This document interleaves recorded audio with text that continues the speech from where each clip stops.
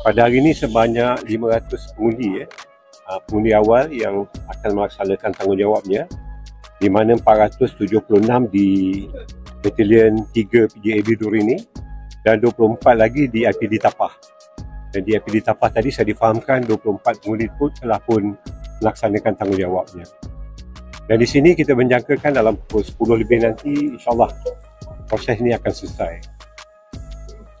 Dan saya juga ingin melaporkan bahawa sehingga pukul 9 pagi tadi jumlah pengundi yang turun adalah lebih daripada 22%, 22.8% telah pun keluar mengundi. Dan kita juga telah menerima sepanjang proses pilihan raya di Air Kuning ini sebanyak 27 laporan yang berkaitan dengan pelbagai kesalahan pilihan raya, di mana 4 merupakan laporan polis. Tapi saya dimaklumkan bahawa laporan tersebut merupakan laporan kes-kes kecil, kes-kes kecil yang tak serius lah.